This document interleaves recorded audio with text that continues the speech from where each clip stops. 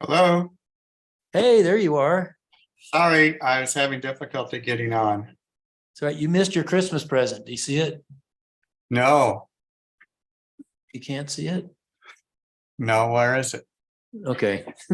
Well, you'll have to come and find it. Okay. Okay. All I'll be right. back next week.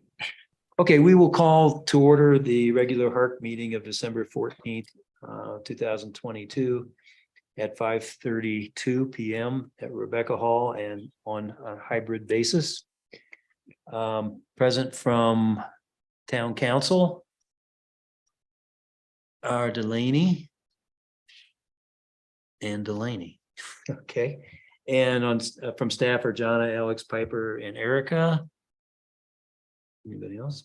And on the board, we'll do roll call. Kieran Lannon, Matt Lee, Mark Shamba.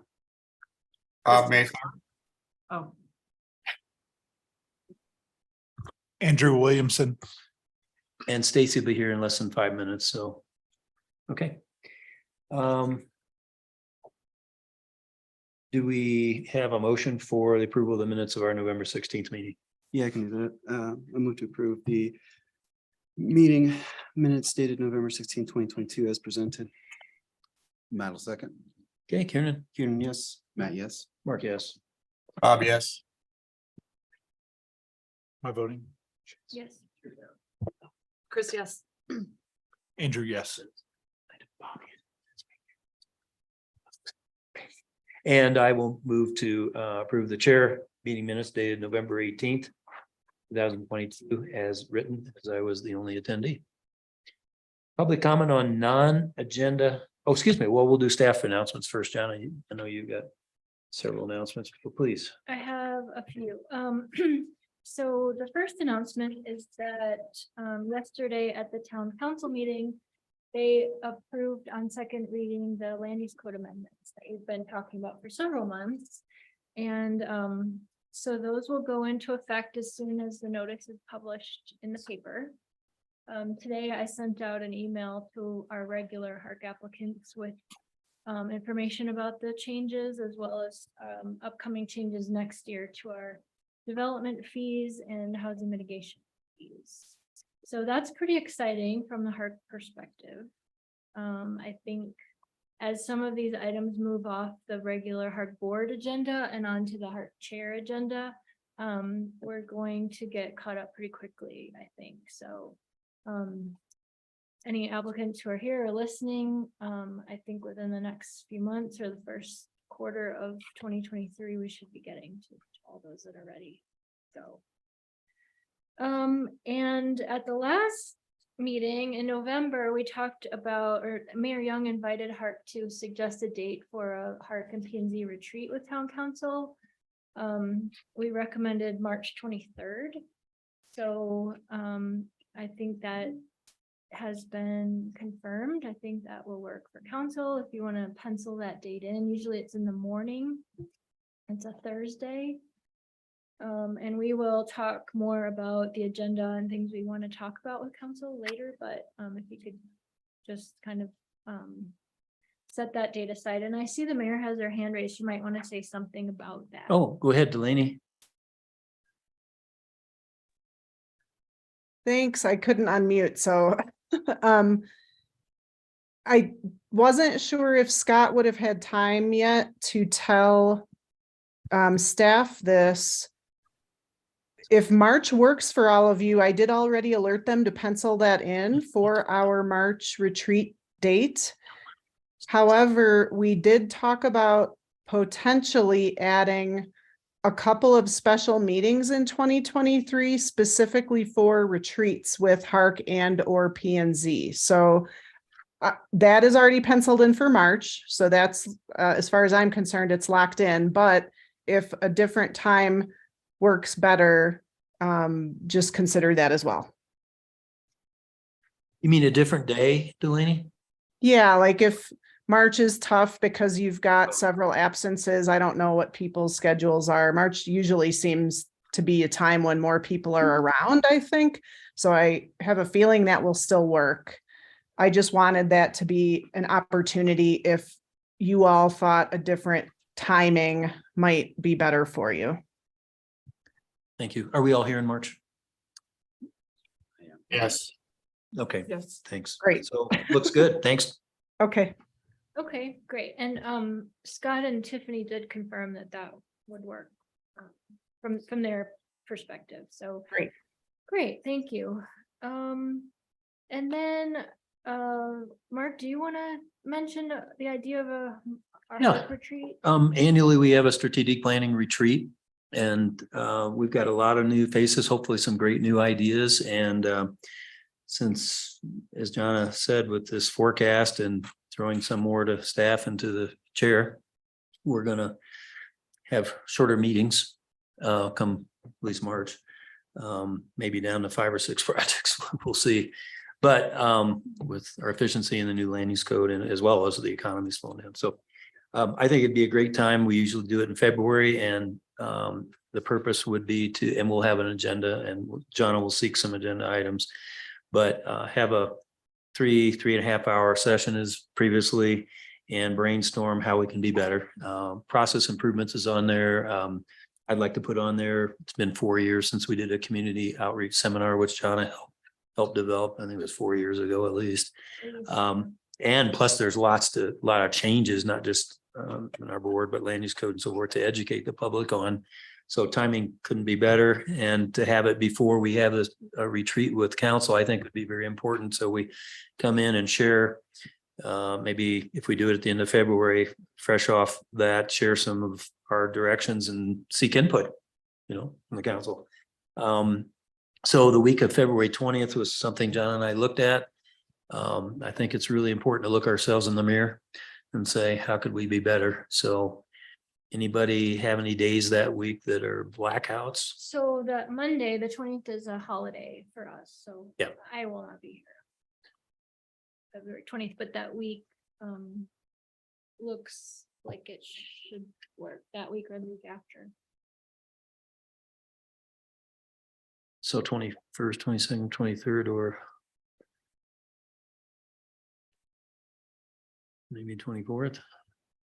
Anybody have any prefer, if there's no blackouts, any preferable days? And we've been doing the morning, like 8:30 to 11:30, but would you rather do morning or afternoon? What's more convenient for everybody's work? Afternoon, Rather do afternoon? I would. I got a Yeah, I'm flexible. few issues that week, so first 2 days and then Thursday are pretty rough for me that week. Thursday's good, better? No, Thursdays, I have a board meeting in the morning. could Oh, do okay. Afternoon, So what's better, Kieran? 22nd or 24th would be, no, not even the 24th. My birthday. There you go. We'll celebrate. The 24th, are we good? Going once? Well, that's, That's if a we do it, Friday. if we do it in the afternoon, I don't know if everybody. I don't know if I can do the 20th or the 24th. Do the Do 22nd. you want to consider the week after, Better for me, but That'd be March. the week of February 27th? How about that week? wide open.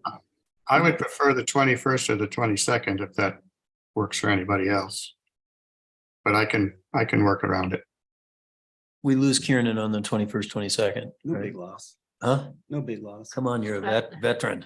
I thought he said the 23rd, so Oh, how about the 27th week? Monday, yeah, Monday? Is that Monday okay, John? 27th. Monday afternoon? Afternoon? I think that works. Let it be. Okay. Yeah. February 27th in the afternoon.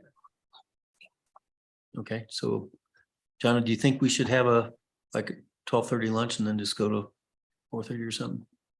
12:30 roughly, okay. Well, John will get an agenda out, but start thinking about things you might want to talk about. And if there's ever a time to think out of the box, it's at this retreat. So I look forward to it, and thanks for your willingness. So That's that. that concludes staff announcements, but I have the slide for the public process. Okay, I'd like to give the quote of the day. I'm gonna start something new.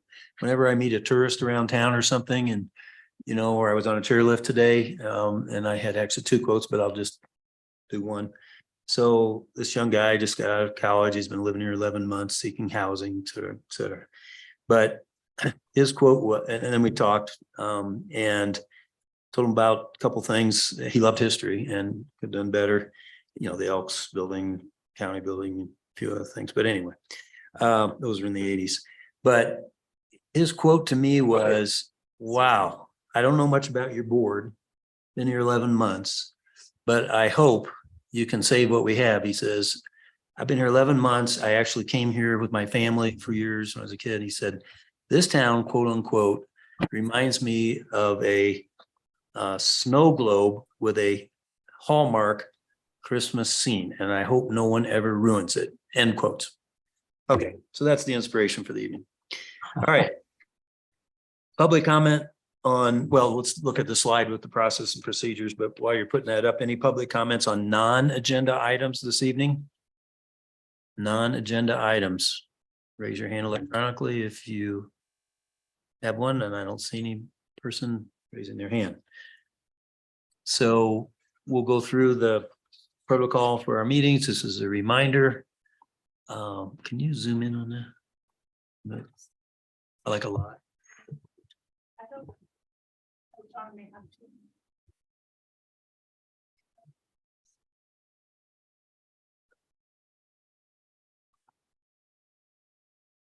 Thank you. So the process is the HARC chair will introduce the project. Staff will then give the presentation and answer the board's questions. The applicant will give a presentation and answer HARC's questions, and we ask them to be 30 minutes or less. The public will be invited to make comments on this specific project. You'll have 3 minutes, try to be succinct or less to give your input so everybody has time. And then the dialogue between any of the public and the applicants and the HARC members are not allowed per our rules.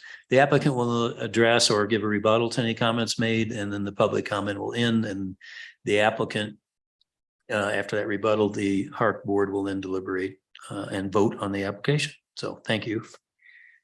And we will go to the first public hearing item, which Mark, I need to recuse myself from the first two projects. The first project, I need to recuse myself for proximity. The second one, due to an ongoing contractual relationship with Sante Architects.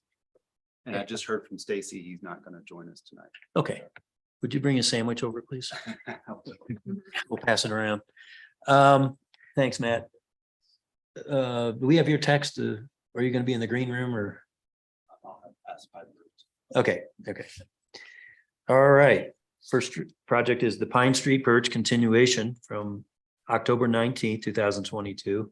It's consideration of the final large scale new construction in the residential commercial zone district, which will contain more than 2,500 square foot of floor area per land use code 7203A1. Legal description is block 1R, block 5, town of Telluride.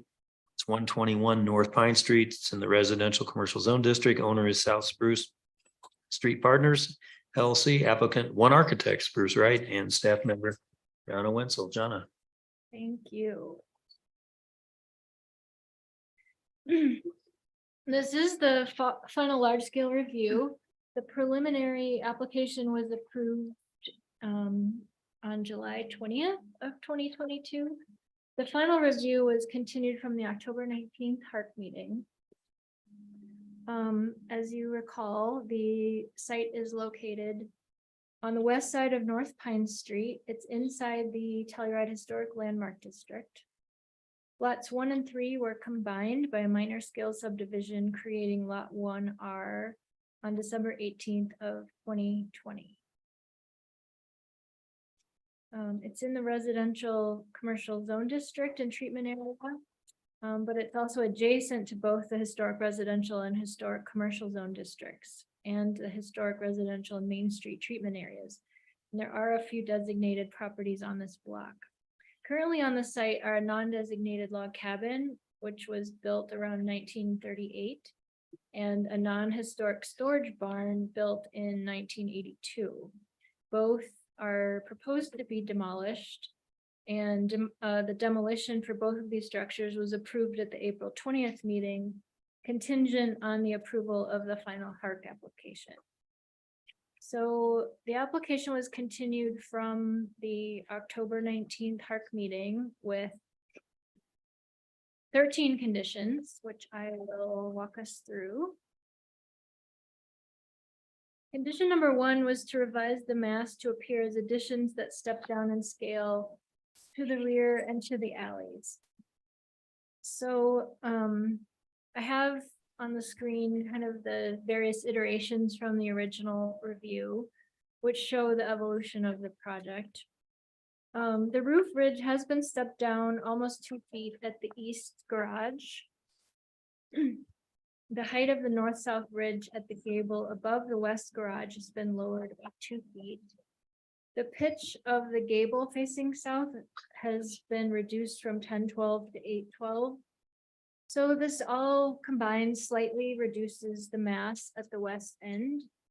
I think I recommended in the memo that HARC should discuss whether this feels like it's adequate stepping down towards the west alley.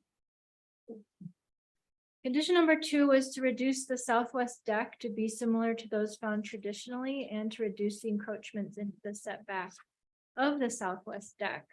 Previously, the encroachment was pretty significant on that corner, which wrapped the building at the southwest corner and was adjacent to both the north-south alley and east-west alleys. The applicant has pulled back the deck from both directions and is now in line with the each facade, the west and south facades, which is appropriate. Condition number 3 was to revise the south facade to be similar in scale and character to existing alley structures. There have been some changes made on the south facade, and I'll be more specific about some of those in upcoming conditions. The scale and the character overall don't seem to have changed significantly. Some of the setbacks have been improved. Window configurations, I think, have been improved. The facade's been simplified a little bit. Perhaps the applicant can talk through how he thinks that those have been revised to be consistent with this condition. Condition number 4 was to revise the projecting windows on the north and south elevations to have a traditional depth and trim. 2 of the box bay windows on the south, excuse me, have been eliminated. 3 still remain, and on the north, there are 2 remaining from the 4 originally proposed. I have retained this condition. Again, I don't think the guidelines support this type of treatment. I understand that, you know, the new construction should be distinctive from the historic, but because it is adjacent to the historic commercial and historic residential, I feel it would be a little more sympathetic. Condition number 5 was to revise the 4x4 light window above the 2-car garage on the south elevation to have a vertical emphasis and a simple arrangement. Previously, it was a large kind of single 4x4 divided light window that has been revised to be more vertically oriented, which appears to be consistent with guidelines. Condition number 6 was to revise or eliminate the small square windows in the gables on the east and south elevations. As if you might recall, these very small windows in the gables didn't appear to provide much for impact or light or anything, and those have been revised to be much larger and appropriate. Period. Condition number 7 was to reduce the size of the east facing living room window to be of a traditional size and window to wall ratio. So the window glazing in the bay has been reduced by about 12 square feet from previously and is more vertically oriented.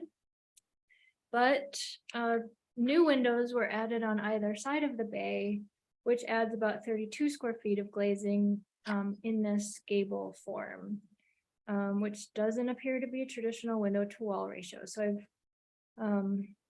retained that condition to reduce the amount of glazing at the east facing. Condition number 8 was to reduce the number of can lights on the front porch to avoid duplicating fixtures. One can light and one sconce have been eliminated from the front porch. There are still 5 can lights proposed on the front porch. Again, 5 fixtures appear to be duplicating lighted areas, and so I have recommended this condition be retained.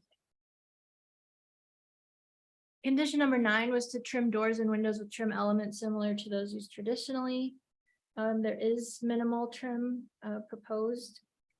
Condition number 10 is to provide a landscape plan and planting schedule with final CA plans. The landscape plan is provided on sheet 822. We will want to see a planting schedule with a final HARC submittal with species and quantities of plants. I noticed that they are proposing some fruiting trees along the Pine Street sidewalk, which we really discourage just because they do make a mess when they drop their fruit. Condition number 11 was to show locations of utilities on the final CA plans. They did show where the electric and gas meters will be located at the northwest corner of the building. Condition number 12 was a demolition permit for the existing structure subject to approval of this final large-scale redevelopment plan. If approved this evening, that will be satisfied. And condition number 13 was to offer the existing structure and materials for sale or salvage. So I've retained that condition in the proposed motion as well, which would carry over to the certificate of appropriateness. So I think I've touched on each of these new proposed conditions. They're basically retained from the existing conditions, in that perhaps they haven't met the condition entirely, but happy to discuss that with you, or you can discuss with the applicant. So with that, I'm happy to answer any questions. I see that Bruce has joined us on Zoom and maybe stepped Okay. away from his desk. Questions of Jonathan? I have one on the old drawings, which I didn't keep, maybe the applicant can show us. Was that projection on that big bay window on the east side where they added 2 new windows on the side? Was that projection had as much depth as it is originally? It seems like it protrudes unusually far, doesn't look historic. So Tradition. perhaps you can see them here. You can see it projecting from the south facade. Previously, it had a shed roof over it, and now it has a flat roof, but it seems to project about the same. Okay. Okay, thanks. Okay, we'll hear from the applicant. Bruce, if you want to share your screen, welcome. Yeah, hello, everybody. Can you hear me? Yes. Alrighty. Let's see here. Are you guys looking at my screen? No, not yet. Say again? Not yet. Not yet. How do I? There's a green button at the bottom of your Zoom screen that says share screen. Copy. Okay. Let's see here. Dun, dun, dun. Oh, Lord. Mhm. Oh, boy. This is going to want me to quit and reopen to get this feature. You guys want me to go through this? What do you need to quit, Bruce? I'm trying to go through for the screen saving Zoom stuff. It says quit and reopen this. There's not a screen share option, I hit the screen share option and then it gave you that message. and it said, here you go, and click this thing. I'm under desktop for basic. And then I share and it says, go to system preferences, security, privacy, grant access, close and reopen. And I don't have anything new in terms of materials to present. Do you want me to put up the plan set, Bruce? Let's look at our set on the screen and then you can watch and point to it. Fantastic. I think that'll get her done. There's just a few things that I'd like to present that maybe weren't in my narrative response or not. Let's see. I'll take So that. yeah, if you just go through the 6 conditions, probably, I guess that's probably the most succinct. Okay. And I don't even have what it was down to the 6 conditions. I have my response originally. Oh, well, you can go through those, Bruce. Okay. Starting at the top, one of the bigger ones, when we talked about this last time, revise the mass to appear as additions that step down in scale to the west. So I went out there again.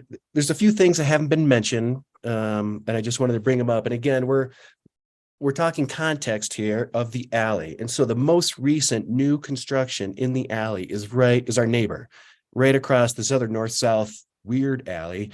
And it's a house. And we based a lot of our design originally on this previously approved, recently HARC approved house. And it seems bigger than what we are proposing. There's a separation between this and the historic house that was done. So I understand that maybe would satisfy a break in it versus a step down, because it definitely doesn't step down. It kind of steps up. But I was a hair frustrated in looking at this thing because I brought it up before. The deck that you were looking at here, we made our deck smaller. It's within the easements. It's allowed to go outside of the easements. We do that very frequently. We brought it back to within the easements. I feel personally that this deck is too small for this house. And then I went and looked at the deck on our neighbors, which is approximately 20 feet by 9 feet. And it just seemed like we were getting unfair, inconsistent review. That was just one overall thing when I was comparing. What are they talking about? The second thing, in terms of dropping it vertically, a lot of this, I can't show you the model, but a lot of this, in looking at the model, you can't really appreciate the heights of the ridges. That said, we still dropped the ridges. I think Jonna measured them exactly. One was 1'9" and one was 2 feet, which is kind of what Mark, you implied would be what you would be looking for in terms of something substantial and not, kind of a nod, but not really a move. So we did make those moves. We have our plate heights down. I would say sort of nice minimums. They're at like 8 feet-ish. In addition to stepping down to the west, we also changed the massing and the materials of that west unit so it would not have as much mass expressed on the alley.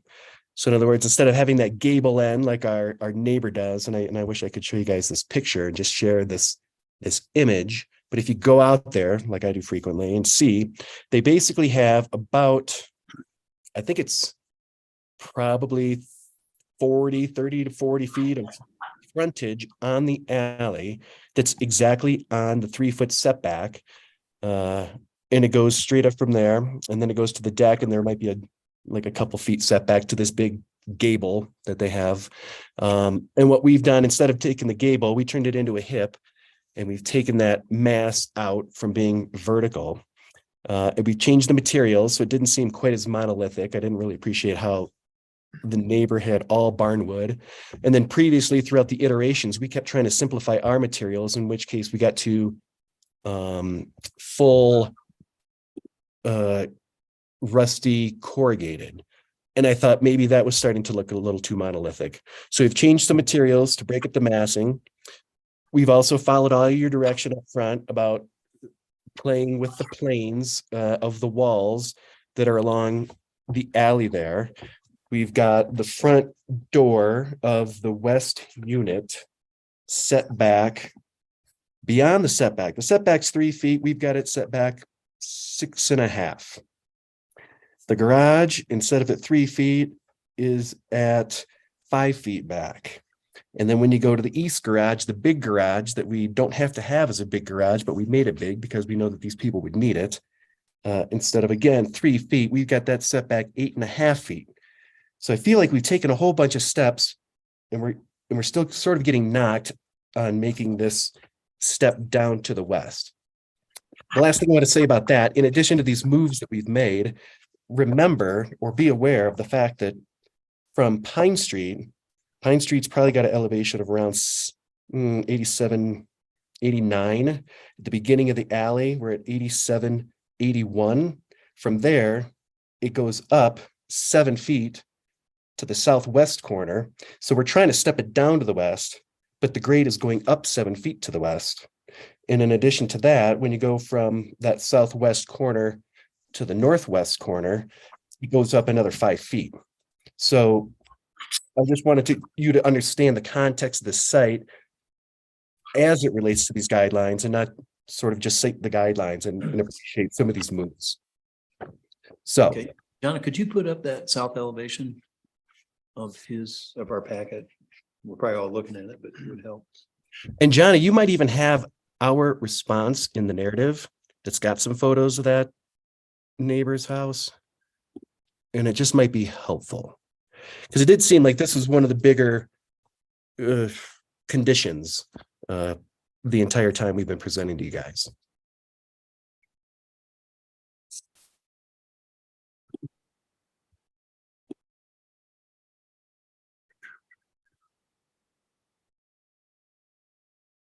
That's that, Western Massing. There it is, Bruce. Bruce, do you know which slide has the house that you wanted us to look at?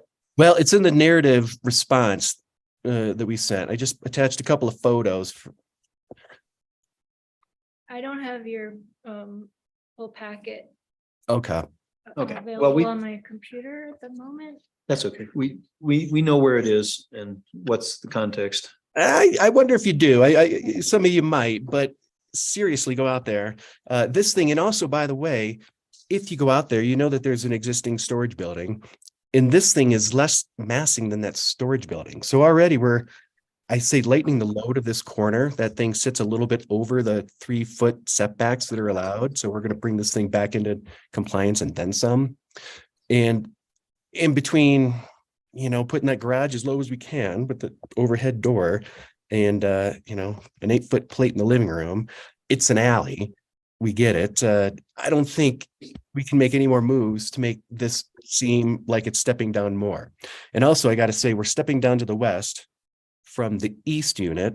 But if you recognize also, you guys had us lower that east unit gable so that it was considerably lower, significantly lower than the northern gable that's also on the east unit. So we started with this high point on the east-west gable of the east unit, and we dropped it. It looks like at least a couple feet to the south gable that's on the east unit. And then we drop the one to the west, another 1'9". And then we drop that gable that's on the west, another couple feet. So I hope that you guys appreciate that we really have taken this seriously, and I don't see any more room to chisel it down. And I don't know that we would get anything back from a HARC alley pedestrian interest standpoint. Okay. Cool. Okay. That was the first condition from before. The second condition, reduce the southwest deck. We just talked about that, and we did it. The third condition, revise the south facade to be similar in scale and character to the alley structures. That's the same thing, all in part of this mini presentation I just put on there. The fourth thing was revise the projecting windows on the north and south. And these are those box bay windows that Jana was referring to. And this is where I was trying to, add some pedestrian interest, not copy a historic house. We've done everything else that's super historic, as you guys like to do. We know this isn't new, but I just added on there a handful of, in this treatment area, some of the guidelines I never hear you guys refer to. And they're the ones saying new interpretations of traditional building styles are encouraged, and don't copy, no direct copies of historic buildings. And I feel like this is really what it always comes down to. So I would encourage, and these things are all written out, and not to mention the windows, basically the guideline says windows with traditional depth and trim are preferred. And I understand that 95% of the windows meet this criteria. In the few that don't are simply for interest in sort of, bedroom bookshelfy stuff. I would encourage you to consider leaving those. I don't think it takes away from it. I'd be interested to hear a panel discussion on the few that are remaining, the visibility of it and the impact of it. I could go on and say the other versions of sort of the same guidelines. But they're all in there and you guys know these things. So those are the windows. Number 5, revise the light window. We've hit that. Number 6, revise or eliminate the small square windows that I thought were interesting and cute. We took those out. Number 7, reduce the size of the east-facing living room window to be traditional size and window to wall ratio. So this is the big one. This is the one obviously we're trying to protect. This is the only view window we have, essentially. We made them skinnier and we brought the entire, I would say, box bay, the bay window, the main bay window down. We don't have anything in the upper gable, and we flanked it with what I would call traditional sized windows. And when you look at the overall composition of the east elevation, I feel it's totally approvable. If you look at the north elevation, nobody ever complains that there's not enough windows. But there's got to be some version of where you can get an average where you don't have anything on the north because there's not anything we're seeing there, but there's a view to the east. So in walking around town, again, in my narrative, I didn't go out of my way. I just walked into work one day and I took pictures of some houses along the way that have at least this much glazing. And they're not in the RC treatment area, but they're all over the place. And I think if you really put on a scrutinizing eye, it's not overly modern. It's not too much glazing. We've got the mullions in there. I feel like we've got the cute factor and the historic factor, and we got the trim windows. I think right now the trim is shown at 2.5 inches, and I keep barely squeezing this up. We didn't want to do any trim and make it fake historic. And then in my last question, I was just like, if you guys keep doing it, just tell us what the minimum size trim is. And if you make us do it, we will. I don't agree with it at all, but that's where that is. In addition to making the picture windows, let's call them smaller, and adding the functional windows, which would be operable and not fixed, we reduce the glazing that's more at pedestrian level that comes off of the bedrooms that go out and flank the front door. And I thought that would probably impact more the pedestrian scene than something that's happening up a story. So that's my response on the windows. On number 8 in the can lights, we did take out a couple sconces and a couple can lights. So right now there's 2 can lights on the porches flanking the entry, and there's one at the entry.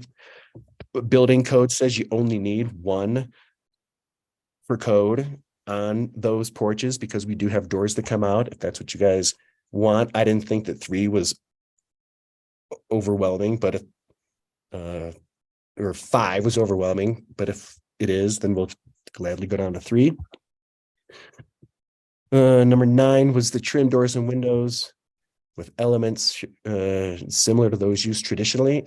And I would say these are similar to those used traditionally, but again, doesn't sound like maybe they're not thick enough or something, but they're traditional casing. The landscape plan and the, and this is number 10, the legend or the schedule showing these, we'll organize this in a schedule format, and I wasn't quite sure which fruit trees John was talking about that might screw up sort of maintenance and ugliness. I know that we've got some lilacs, and I know that we've got some choke cherries. Maybe those are the messy ones. And we've got some flowering crabapple that's kind of on the northeast corner. But we'll definitely get with town. We're not married to any of these. We just wanted things that were a little bit lower, allowed some visibility around the corner of that alley, and smelled good. And then the rest, I think, have been hit. The utilities and the meters, we've got that figured out. We do need to figure out with Public Works what they're going to require that we underground or not. If you guys haven't walked that section of alley recently, it's a real rat's nest of utility work, and we'll do what's required of us. And then obviously, yeah, the demolition things are connected to this, and salvaging materials we would all be part of anyway. So I think that's most of it. Let me know if I've missed something. Okay, thank you, Bruce. So we'll take questions to the applicant.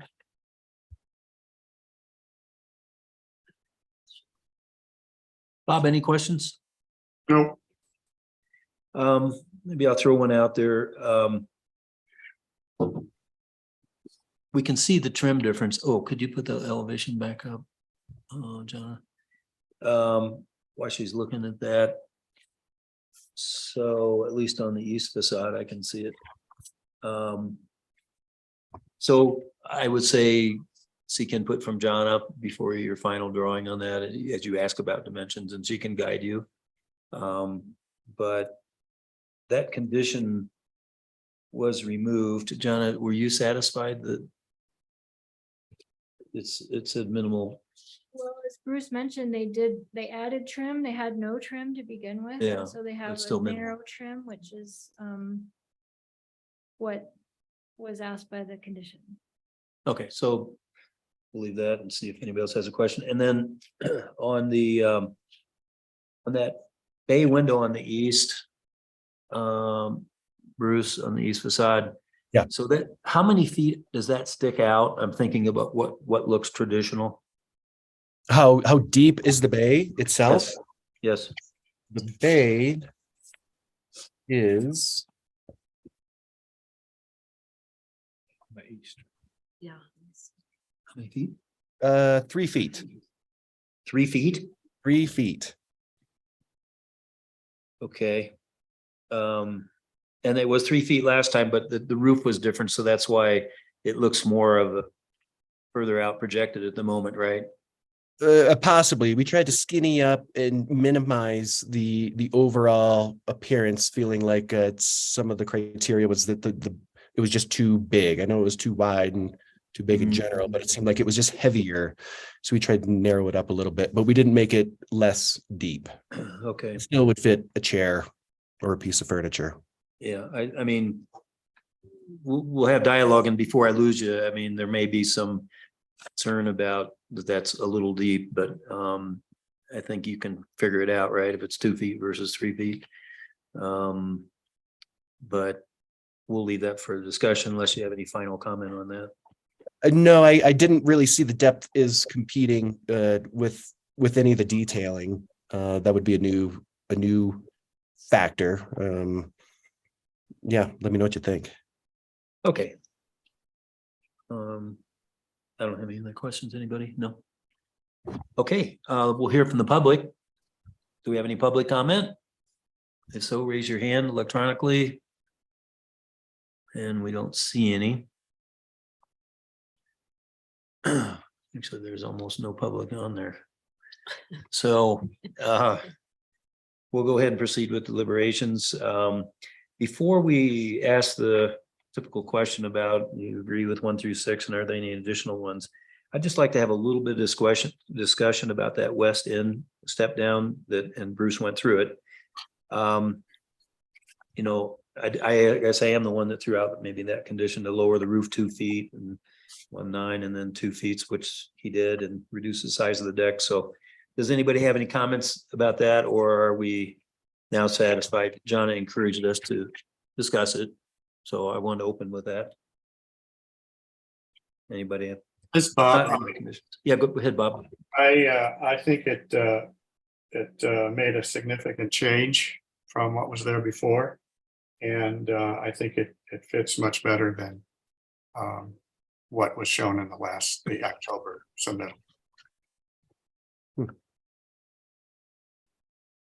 Okay, so it's not in the new conditions. It's not. Okay. And yes, I agree with Bob.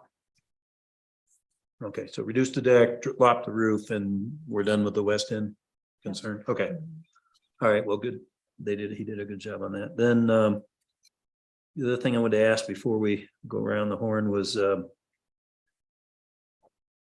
depth of this window, which is kind of on number 2, and actually on number 2, it's suggested to reduce the glazing, and you know, we see the Donna, could you put that elevation up again so we can see the old and the new, the prior and now? So I guess that projection stood out to me as too far projected out, and maybe the shed roof that he had before tempered that perhaps a little bit, but I'd really like to hear what the rest of the board thinks, as well as the two side windows. To me, it's, the guidelines would say a bay window, okay, but nothing on the sides, but let's just go around the table and see how you see it. You want to start, Kieran? Sure. Excuse me. Kind of see it the way you do, Mark. It does seem more pronounced somehow, whether that was just a factor of the drawing itself or what. But I agree also the side windows. It's in the conditions and I'll retain that. They should go per the guidelines, but yeah, I can see there being a case to kind of make the bay less prominent, maybe in a way, or something along those lines. Okay, Bob, why don't you comment and then we'll go around the table here. Well, I think that the shed roof does help it a lot, and I do like the fact that the bay is reduced. I agree that adding the side windows just, brought back at least as much glazing or more than we had there before. And I think that condition should remain. I think what he did on the first floor, reducing the windows on that'd be the south side and on the north side, between the entry doors, helps a lot. So I would agree with the condition about the side windows, but I would possibly encourage him to put back the shed roof on that on the bay. I don't see the projection of the bay, the depth of it, as a problem. So are you for reducing, or I believe the guidelines would call for eliminating those two side windows next to this projected bay window, or? Yes. Okay. Chris and then Andrew. What do you think? I agree. So, sorry, I'm a newbie, but do we allow flat roofs on it says a 312 minimum anyway in the guidelines for this RC. That's for the primary roof. So it's just for, okay. Yeah. Okay, I agree with Bob on this. I think either reducing or eliminating the side windows, or at least reducing the main windows and going back to the shed roof. And I also think the lower shed roof and the upper shed roof takes care of the 3-foot protrusion of the. Okay. Andrew? Yeah, I'm on board with Bob and what Chris had to say as well about eliminating the sides and with the shed roof as well. And there's windows on this bay on the north and the south too, correct? Yeah. Yeah, I agree with what Bob said. Condition be retained. Okay, one other question. When you look at the south elevation, John, if you could bring that up along the alley, those two dormers. The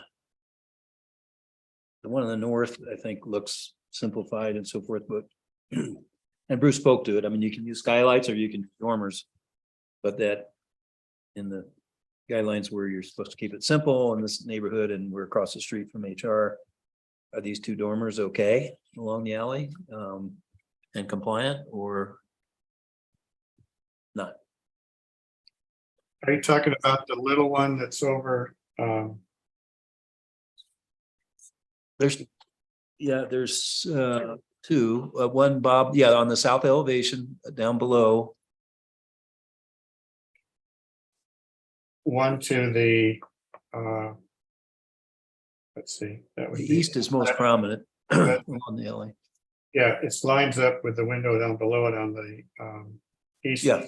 East end. And the other one, I think that's a like a hip roof going back. And then that's popping out in front of it. Aren't you just talking about the two gables, one on the south elevation and one on the north elevation, right? Right, well, on the south elevation, it's the one that he just circled, yes. And the north elevation one, to me, is not so prominent.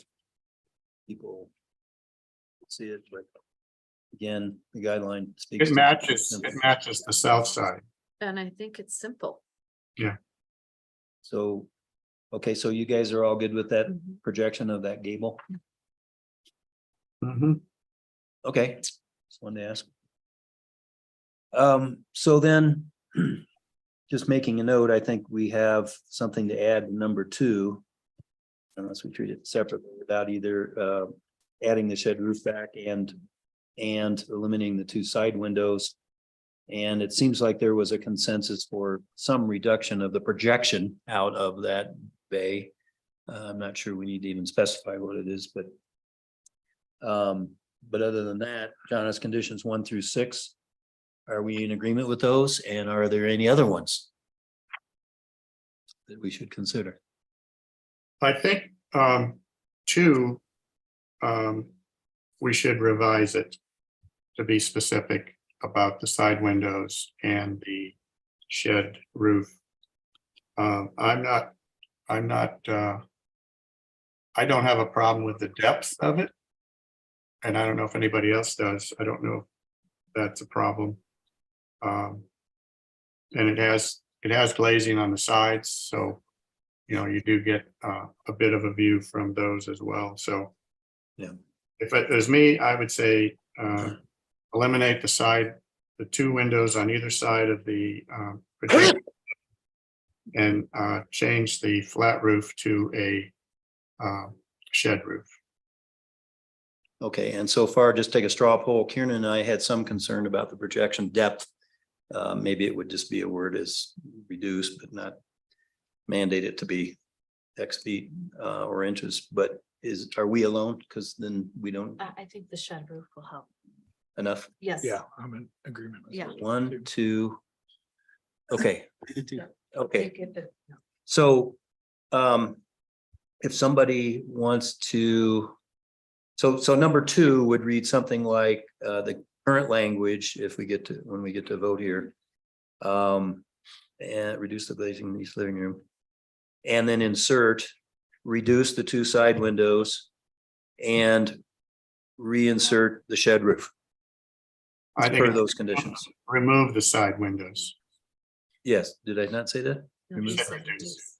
Oh, eliminate or reduce. So if that's the language, whoever wants to make a motion, I think we're ready to approve this project.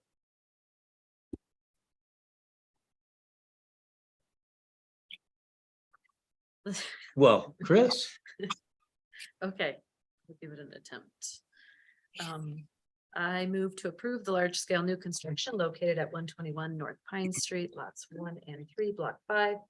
Town of Telluride, based on the findings in the staff memo dated December 14, 2022, with the following conditions 1 through 6, to revise to state that eliminate the side windows and reinstate the shed roof over the pop-up. So could you please read condition 2 as it needs to be exactly? as it will be. yeah. Okay.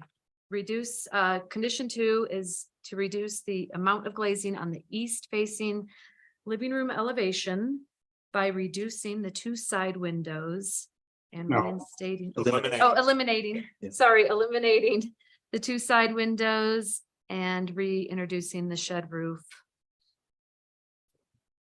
over Yeah. the pop-out. Yep, And then the rest of it. Yep. Consistent with, consistent with the remaining RC numbers. okay. We have a motion. Do we have a second? What got I'll the rest of the motion? Oh, okay, sorry. Yeah, Oh, at the bottom. This motion is based on evidence and testimony provided at a public hearing held on December 14, 2022, with notice of such hearing provided as required by the Telluride Land Use Code. Do I need to read the revised? Yes. Yes, okay, revised plans incorporating the conditions of approval shall be submitted within 60 days of this approval, or this approval becomes null and void unless otherwise indicated.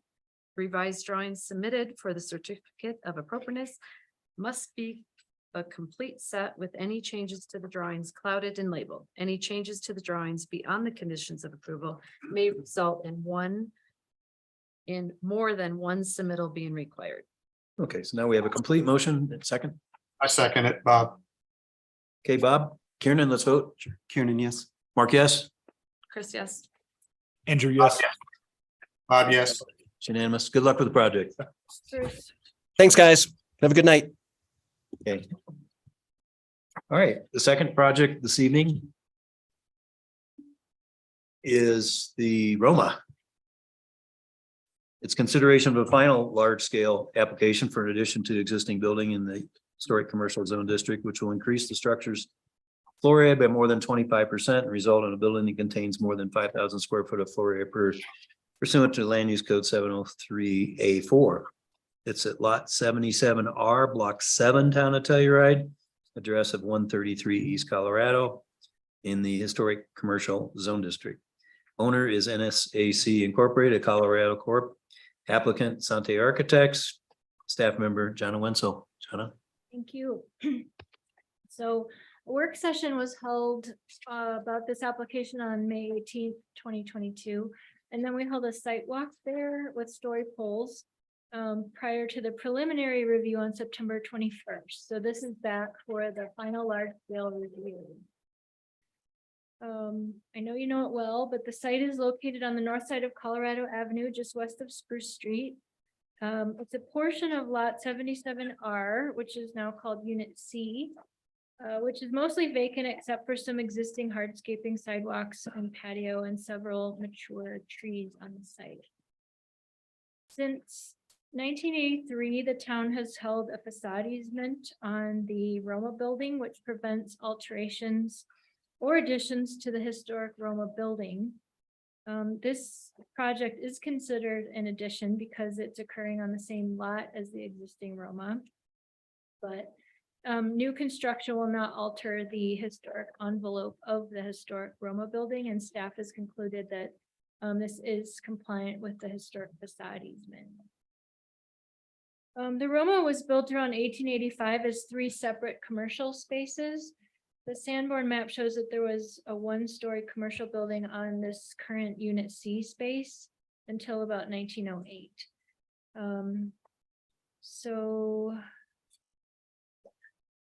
They're the Sanborn maps if you want to refer back to them. But this is a final large-scale application to construct a new mixed-use building addition to the historic Roma building. So the conditions of preliminary approval numbered 7, which I will go through. So the first condition of preliminary approval was to increase the stepping down to the alley at the 2nd level. Since the review in September, this small awning has been added to the north facade to help break up this north 2-story facade. I think this provides some stepping down and some pedestrian scale at the alley. I would suggest again that HARC discuss whether this is an adequate stepping down towards the alley. It does step down from the 3rd to the 2nd level. And this element breaks up the facade a bit. I don't know if it provides actual stepping down, but we have seen it in other instances to help provide that scale.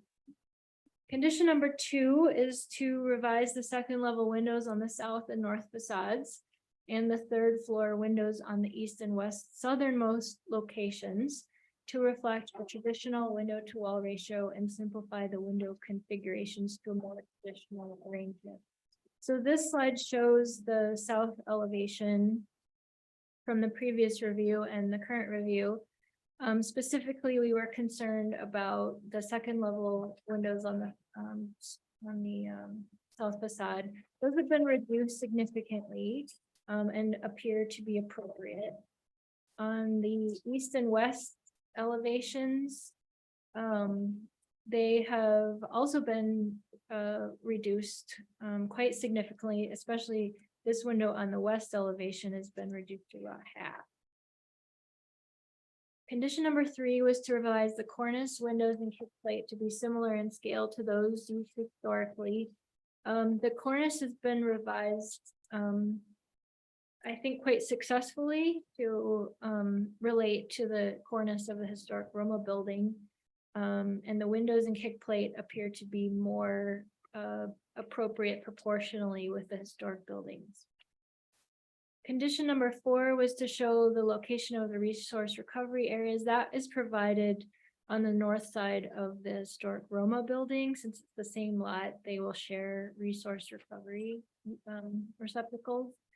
And then number 5 was to indicate any rooftop mechanical equipment on the roof plan and ensure that it complies with the maximum height that has been provided on the roof plan and shows that it does comply. Condition number 6 was to restudy the historic cornice of the Roma building and its relationship to the addition. They have done that. The projecting cornice will remain projecting over the sidewalk and in front of the new addition, which is the intent of that condition, I believe. And condition number 7 was to strengthen the articulation and or material of the front facade to relate to the adjacent one-story historic buildings to the east. The guidelines talk about element alignment or detail alignment on commercial buildings. And again, with the proportion of the cornice, the proportion of the windows and the kick plate, I think that's been resolved. So the only new condition that I included as proposed in the motion was to limit the exterior lighting on upper levels to step lights unless required by building code. There are a number of exits on the second level. And I can't determine which ones are required, but I would encourage them to use step lighting wherever possible. Again, to limit the amount of exterior lighting. So that's it for my presentation. I'm happy to answer any questions. And the applicant team is here in person, which is change. Where's your condition on the step lights? It's the only condition in the motion. Number 1. Oh, excuse me, I'm going through the old ones. Yep. Yeah, okay. Questions? No questions for John? Okay, let's hear from the applicant.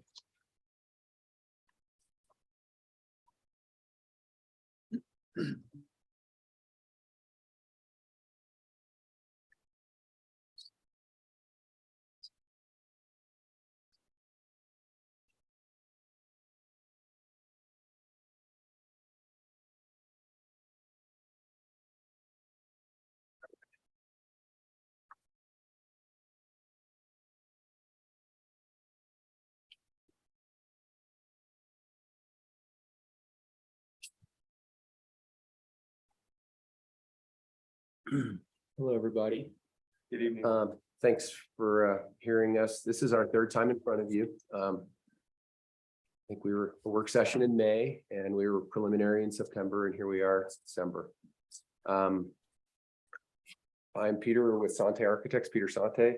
This is Ray Farnsworth with the owner team. And we have Steve Johnson, also our project attorney in the audience. If there's any questions, he may speak up. Cover. I think your conditions before, there were 7 of them. They were a little bit scrambled. Jana's addressed, I think, a number of them kind of scratched off. They fell into 3 categories. There was a bundle of them at the facade, and there was some at the back, at the rear, and then there was just kind of windows a little bit everywhere, mostly front and back though. We worked through these. We were happy to see Jana's staff report, her condition. We agree with her findings entirely. We could cut to the chase if you guys want to roll from there. But let me try to show you or walk through a few things here. I can pull up the package that's in your set. If you have questions on plans or specifics, I can do that. I also have a graphic narrative that I'm going to try to pull up here just to talk about this. Did this go into the HARC pack, the package? Okay, so I'm going to refer to this a little bit, and apologies if it's not in the order you might be looking at, but just to talk through the stepping, the second level stepping at the alley, which was the general gist and the condition. What is shown here in dashed red and highlighted is where we were in September, which you gave us a condition about stepping additionally to. We stepped the second story back a foot and the third story back 2 feet. And after looking at just trying to manipulate the second story, and you may recall I mentioned a concern about reducing the second story makes the third story look more prominent. So we played around with it. We didn't step it more than we thought we should, but this was the right combination with the work we did. And so just as a reminder, we pushed the second story back a foot and the third story has been pushed back 2 feet. We didn't just add the canopy. No, exactly. So the canopy was not something you saw before, but we can look at that in a perspective view as well. It does provide a little more coverage to the parking below, but if in you guys' opinion, that's not successful, that's an easy edit. Just so that's clear. This part of the page, which shows an overlay of the prior application in red or in the pink, and it's dashed for comparison to what we're showing you here in this application. To start on the front, we had 3 larger windows and we're now proposing 4, but they're narrower and they're consistent. And I think probably in better scale with those you see most historic or second story facades on Main Street. We did maintain our general proportion of this style of window. So we were sort of keen to continue to hold on to that proportion and feel good about that. While I'm looking at the Main Street facade, you can see on the commercial level, we did increase the glazing and in the condition that touched on adjusting some proportions at the kick plates and such. You can see that done, I think, with some success. Now to the right elevation, which is the alley side, you see reduced glazing at level 2. Before I move on, let me note back to the Main Street one here. We reduced the front glazing at the second story 23% from what was shown before. And now at the alley side, level 2, that's a 37.5% reduction. What's the third floor reduction? At the Main Street or at the Main Street? I don't think Main Street third story south facing has been reduced or increased or decreased. Okay. We did adjust, if I go back to the alley side, the third story, which we pushed back 2 feet. We did make some adjustments, some reductions there. As well, you can see some slight increases, but in a sort of lower direction, I think less visible. On the whole, I think a reduction there. So at any rate, this is a sort of clarification of what we did at the alley more than anything, and some glazing reduction. Let me pull up these 3D views. So this is the same view that is on the cover sheet, and has been, with some better visual attention to it, a little more color, and shows, I think, trying to capture how the work in the facade, the materiality, but there's a good amount of attention to the commercial cornice, the top of the storefront, and a good amount more of horizontal detailing there, as well as at the sill of the windows for the level 2, that those are trying to pick up on these Unit A old storefronts, in 1-story proportion. And then the cornice you can see here too.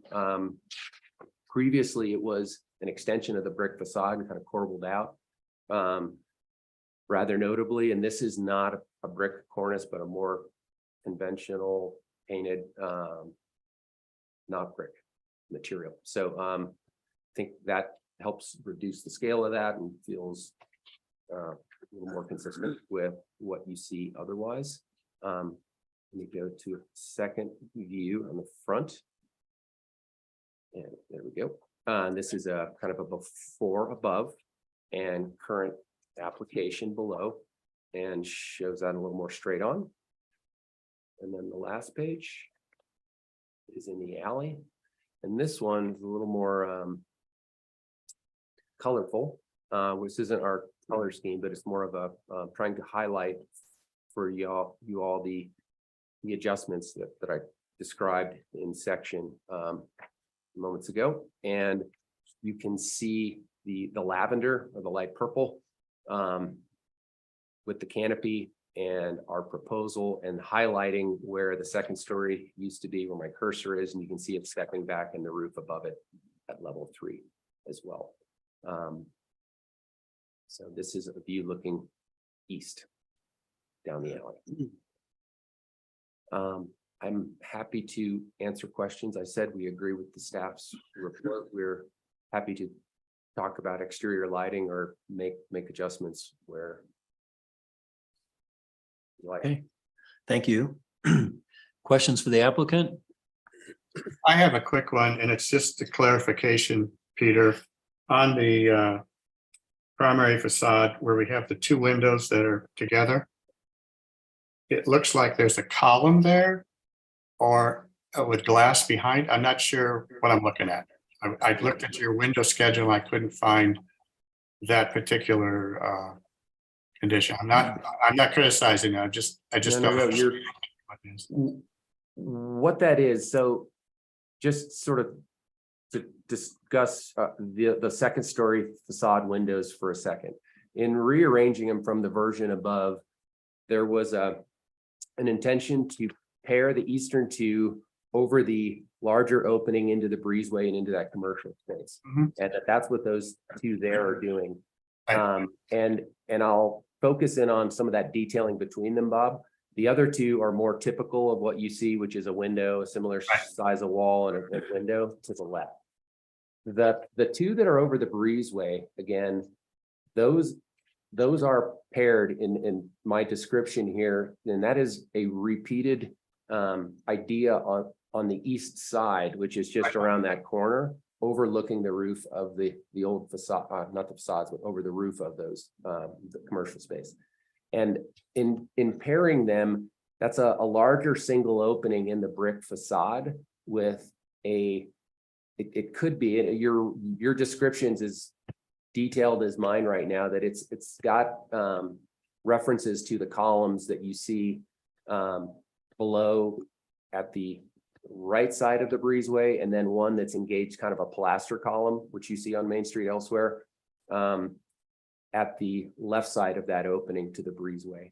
So that could be a repeated column-like mini version there that's other than the brick in that otherwise brick facade. Does that make sense? Yeah, with the lines that are on this, horizontal lines on the sides of what looks like a column. When I first saw this in black and white, like on my set, it looks like it might be glass behind there, but it's not. It's just a detail. Yep. Okay, that's fine. I'm done. Okay, other questions? I appreciate all the strides you made to comply. I really only have one question still, and I'll turn it into a question rather than an opinion on this alley side and the step back. Not thinking that the awning, personal opinion, makes it comply by itself. What else could you do to step back the second floor, and I guess resultingly the third floor, or show some articulation there? I'll just ask that as a question. And I know it's tough. It's a bedroom, another 2 feet, 24 inches, but what else could you do there, do you think, before we lose you in deliberations? Yeah, no, I appreciate questions before you go into deliberations that are always. Our material, we're describing the building, primary material is brick, and there's a simplicity that comes with that in that form. And we were liking that clarity related to the historic stone building, our neighbor on the property. And so I have a hard time doing much to that or manipulating that in ways that Rick's not great at. You know, I don't know, the last application, you know, there are things with bays, things that, you know, forward or back from a primary wall plane. Could you put up that alley elevation, maybe the, Yeah. I'm looking at the northeast The alley elevation or the, elevation from the alley. let's see. As we're talking about, it'd be good to So I point. have this, and let me go to, I'm gonna Yeah, grab the alley well, elevation from the that's good. narrative. Is that okay? Yeah. So, the thought here, so we have an open parking garage. It's largely open to the alley for access. It's a tandem parking. So we don't have a presence of a wall below that. I think our thought was that the canopy is a scaling element to the alley and brings that wall down. That we thought was a successful thing to contemplate with this. We haven't focused on this. It's not in the conditions, but we did at some length previously about how we made strides to open up the breezeway, that historic west facing side of the apartments to this addition and to the alley in that process as well. And I don't want to, I guess, not remind you guys of that. I mean, we have done what we thought was the correct or optimal way to create stepping at the alley. Okay. We have not heard from neighbors, and I'm not, you know, I'm certainly not speaking for them. We've not talked to them since they, I think, spoke, and I met with them prior to the last meeting. I know, you know, light into the alley, having stepping, it did involve the third story, and our sort of appreciation of that. Okay, If could the you put up? impression is the second story is still Mhm. a concern. I'm curious. I think it may be, but I'm not gonna speak for everybody right now. That's why I wanted to ask the question. Can you put up 800? And that way we can see the context of the neighborhood, Alan. But I mean, you've answered the question. We just need to deliberate on it, I think. What? Mark, your direction, HARC's direction was to scale back, set back the alley further and to not just make that a token gesture. And we took that to heart. And we feel that a foot on the second floor and 2 feet on the third floor has put forth that good effort and followed your direction. And we think the addition of the canopy does assist, but we have set back further as per your direction. So now it's 6 feet on the third floor and 1 foot on the second floor setbacks plus the canopy. That's kind of the Is response. that correct, Peter? 6 foot and 1 foot currently. Sorry, Third floor setback 6 feet. Second floor setback 1 feet plus the canopy. If I understand, I want to make sure I understand the that. third floor is 12 feet back from the property line. We moved it 2 feet from before. It was 10, now it's 12. Yeah, but it's, And the second story, I think, was 5 feet. Now it's 6 feet. okay, that's the I hope I property. didn't screw line. that up. No. I'm not looking anything up, just in case anybody's wondering, unless we do this the old fashioned way. So I think this is the page you asked for, Mark, A800. Yeah, if you just zoom in and leave us with the top right I am. photo, hoping I and as can. we start deliberations, zoom in if you could, Peter. So, let me go back. Not sure if this is the Zoom function. Okay, so there we go. Zoom. Any other questions for the applicant? No. And I think to put that up, we'll go ahead, ask for public comment. For any public comment on this project? If so, raise your hand electronically. Not seeing any. So, okay, while you're working on the Zoom, so we'll go ahead and have deliberations. Yeah, I mean, just to kick it off, I think they've made tremendous strides, and I'm still troubled with the guidelines as I look at this blown up, which probably better to look in front of you on A800.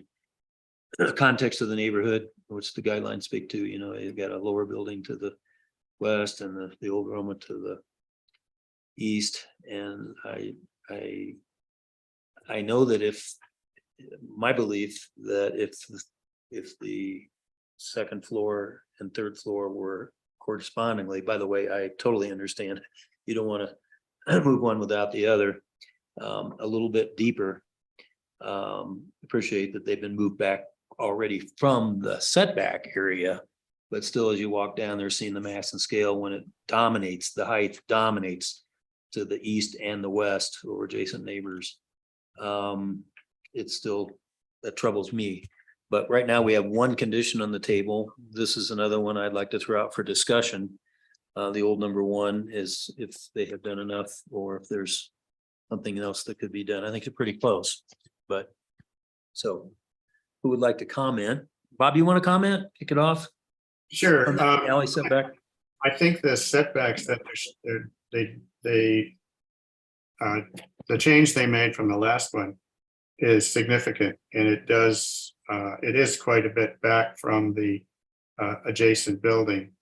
And if you look at the buildings across the open space there, they're lower and back as well. I think the canopy does help reduce the mass and scale, reduce the scale of the alley. And you also have, you know, the indention between the two buildings where the stairway is that further articulates that whole piece. So I don't have a problem. It is taller, and you will see it further down the street, but I think from the street view, it's not that obtrusive. Okay. Thanks for the comment, Kieran, and then we'll just go down the row. How do you feel about the step back and step down of the third and the second floor now when you took a look context of the neighborhood of the drawing we were looking 800? Yeah, I think you could make an argument that more could be done, but I do think the awning helps with the, provide that stepping down perspective from third and the second down to the awning, so it does look like steps. I understand what you're saying. You're going to see beyond that, but it does at least visually break up the building, provide that pedestrian scale grounding the project. So I'm kind of on the fence about. Okay, Frankly, Chris. I'm in agreement with Bob, and I think it's important to note too, where the awning is, that it's open below, which will also give you less of a mass feeling. With the breezeway, but is it open below Well, and or Open proposed? to parking, yes. No, parking, yeah. yeah. Parking is. yeah. that's a Okay. good point.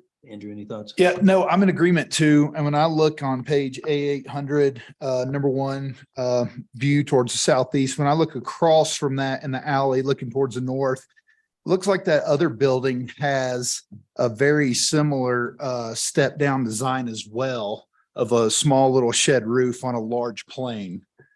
So I mean, it does kind of blend in that regard. Okay. I think my last comment about that, since I seem to be outvoted, is that I think the awning definitely helps, but I think it's the height of the building, and I guess I'll just take a straw poll. Would anybody support third floor only, another foot or two setback, to get rid of this dominance as I'm looking at this compared to the east and west buildings by setting the third floor only a little bit further back? It's a question. So Bob, are you I'm good with it, the way it is. the way it is? Okay. Kieran, I don't want you to be all by yourself there. Company on your island, but yeah, I don't know if that will achieve what you're hoping for it to achieve. okay, so Good as is. we don't have any consensus on that, so. Wow, we have one condition, Yes. seen this in a while. They must be good. Who would like to make the motion? Oh, you want I'll make the motion. Oh, look at. Get the next. That's what. Who's gonna do it?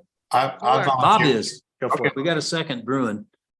Okay, I move to approve the final large-scale application for the addition to an existing building at 133 East Colorado Avenue Unit C, Lot 77R, Block 7, Town of Telluride, based on the findings in the staff memo dated December 14th, 2022, the following conditions. One, as stated. This motion is based on evidence and testimony provided at a public hearing held on December 14th, 2022, with notice of such hearing provided as required by the Telluride Land Use Code. Revised plans incorporating the conditions of approval shall be submitted within 60 days of this approval, or this approval becomes null and void. Unless otherwise indicated, the revised drawings submitted for a certificate of appropriateness must be a complete set with any changes to the drawings clouded and labeled. Any changes to the drawings beyond the conditions of approval may result in more than one submittal being required. I second that motion. Kiernan, Kieran, yes. Mark, yes. Chris, yes. Bob, yes. Andrew, yes. It's unanimous. Thank you, guys. You make us look very efficient when you actually comply with the guidelines. Thank you. I'll remember this moment. This moment. Okay. All right, good luck. Thank you. Okay, somebody want to text Matt or go knock on his van? Oh, okay. Yeah, so and I are gonna take a look I have a at it. recusal from this, my affiliation.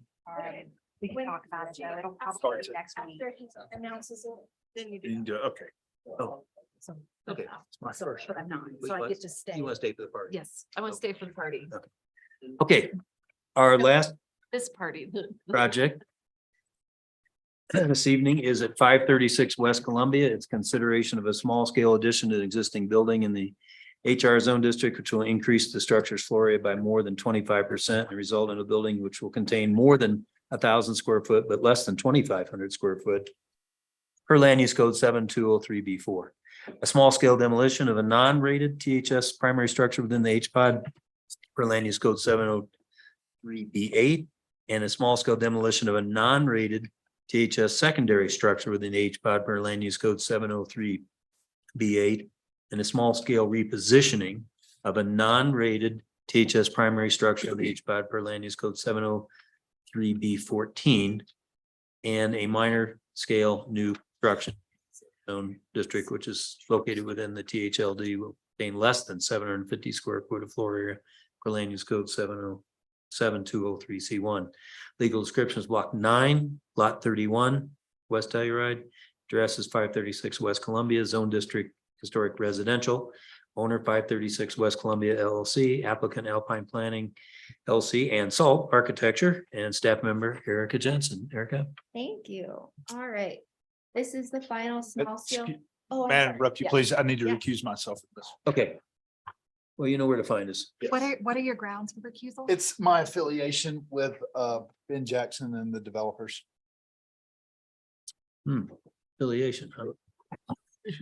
Okay. Okay, we ready? Yes. All right. This is the final small scale review at 536 West Columbia.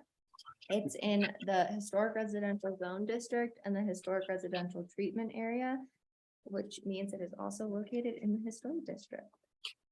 The project description is demolition of a non-rated THAS primary structure. It is considered a demolition and not a partial demolition because more than 50% of the existing structure is being demolished. And then a small scale addition to the existing structure. So about 350 square feet of the structure will remain and an addition will be added to this. And then a repositioning of the primary structure. So the remaining 350 square feet will be repositioned. A demolition of a non-rated THAS secondary structure and new construction of a secondary structure. As a reminder, here are the standards for demolition. The applicant's demolition narrative addressing the standards was included and staff has done that all conditions have been met. So condition 1 is to increase the front setback to be at least 15 feet. Currently, the front setback is around 24 feet, and after repositioning, the front setback would be around 8 feet. The average of the block, excluding one abnormality of 50 feet, is 20.4 feet. It seems that the 8-foot setback is not adequate for this block. In the request to reposition the front gable form, the front setback has been compromised, which is an important component of the historic residential treatment area. Condition 2 is to provide greater stepping down to the alley, and condition 3 is to provide greater stepping down to the street. The 2-story front gable form does appear larger than many on the block, and the rear alley elevation has a 2-story vertical wall plane that does not step down to the alley. While gable forms are very prominent on this block, most are lower or a step down to the street. It would be ideal if there was a step gable to help with the massing, especially since the front setback is minimal for this block. And on the rear elevation, it does have decks, which seems up for debate on if this is considered stepping down or not. I know HARC goes back and forth on that, so you guys could discuss that. Condition 4 is to more clearly define the front entry. The front entrance is not clearly defined as the front gable form dominates the streetscape. Condition 5 is to reduce the size of the deck to increase the open space between the primary and secondary structure. The rear deck is such a size that there is little space between the primary structure and secondary structure, which increases the mass. While the guidelines speak to using decks to step down, they also speak to using positive open space. If the deck was reduced in size, there would be a better ratio of deck size to open space, which would help to reduce the perceived scale at the alley. Condition 6 is to revise the north-south gables to be of the same pitch. The guidelines speak to forms that are symmetrically designed. It seems that these gables should be symmetrical, as this is a more traditional roof form. And condition 7 is to inset the south edge of the second level southeast deck. The deck is untraditional as it extends to the corner of the southeast gable. Condition 8 is to move the trash enclosure next to the garage to minimize its visual impact. The trash enclosure is located at the alley, but it's its own separate structure and would increase, which increases its visibility. If it was moved next to, incorporated into the secondary structure, it would be less visible, increase the open space on the lot. Condition 9 is to reduce the number of doors on the south elevation. The design guidelines speak to maintaining the traditional pattern of doors along streets and alleys, and this does seem like the size is untraditional as well as the number. Condition 10 is to revise the front deck posts as to not mimic historic details. The front deck posts are currently spindles, which is a detail normally seen on historic structures, which could cause confusion as to when the house was constructed. Condition 11 is to reduce the size of the deck on the secondary structure, and condition 12 is to reduce the size of the 4-pack doors on the secondary structure. The size of the deck does seem out of scale for an alley structure, especially since it wraps around the east and south elevations. And the 4-pack of doors is very large for an alley structure, and it gives a more residential appearance. And the design guidelines speak to limiting the number of doors on secondary structures. Condition 13 is to revise the landscape plan to be of a more traditional residential character with trees, flowers, and shrubs.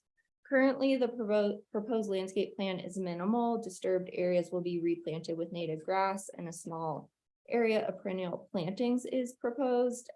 It would be ideal to see more plantings, especially since there are no trees on this property. And condition 14 is to install snow guard breaks or other devices to prevent snow shedding and ice shedding onto adjacent properties on both the primary and secondary structure. While staff finds that the proposed addition and new construction could be consistent with the guidelines, there are larger concerns with the project, mainly around the preservation of the rectangular gable form and the large change in the front setback. Staff has been to the site and inspected the house with the applicant and found there to be little historic material left. The attempt to preserve and reposition the front gable feels like a workaround to have a smaller front setback, allowing more room in the back for the addition and secondary structure. The average of the block, as stated, is 20.4 feet, and the applicant is asking for a setback of 8 feet. Staff has found the non-contributing without qualification structure has little materials left, and repositioning will diminish the historic fabric even further. And in adding a second story, the historic gable form is lost. The attempt at preserving the historic rectangular gable form is not successful, and that if the applicant wishes to preserve the historic rectangular gable form, then it should be preserved in its current location with its current shape and height. If the applicant does not wish to do this, then it's a staff recommendation that HARC consider a complete demolition of the house. Complete demolition would allow the applicant more design flexibility while also preserving the front setback. I would also like to note that staff suggested the applicant hold a work session with HARC because of the complexity of this project, and they chose to proceed with the application. So due to the concerns over the front setback and unsuccessful preservation of the rectangular gable form, staff is recommending this project to be continued. And lastly, there are two motions on page 14 of the memo. If HARC chooses to approve the project, a second motion for demolition must be made. If HARC chooses to continue the project, no demolition motion is needed. But could we? If we wanted to get out of the way or no? No. No, okay. And I am happy to answer any questions before we hear from the applicant. Dylan is on Zoom and Chris is here.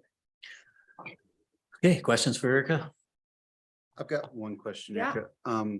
The trash enclosure seems to be in the eastern setback by a foot. I'm curious if that's something that's allowed or was. I believe that is allowed because it's technically not an enclosed space. Okay. Yeah. Gotcha. Bob, any questions? No, Okay, very good. Well, let's hear from the applicant. If you want to share your screen, Dylan, Yeah, can you hear me okay? or whoever's driving. Yeah. Yep. You want me to share initially? Yeah, I think that sounds great. So Chris Hawkins will share his screen and Dylan Henderson, Salt Architecture. Thank you guys. Sorry you couldn't be there in person. Hi, Chris Hawkins with Alpine Planning. Ben Jackson, the developer of the project owner. Got my partner Scott, who just happened to be in town, Scott David, who's in town as well, so he's dropped in to see how the inner workings of getting things built and Telluride works. So it's his first HARC meeting. Be gentle. Well, he must Just be kidding. impressed. He must be impressed so far. I know. We've heard nothing but kudos. Yeah. So everyone's familiar with the site and the building itself. I'm not going to dwell on that. The site plan, Eric has covered it great overall. What I would like to talk a little bit about is the demolition. The historic survey says that shed was built after 1922 Sanborn map, and yeah, it was not there. So that's a fairly easy one. The house itself, I had the pleasure of crawling into the crawl space that hadn't seen a person in there for probably about 50 years, but lots of spiders.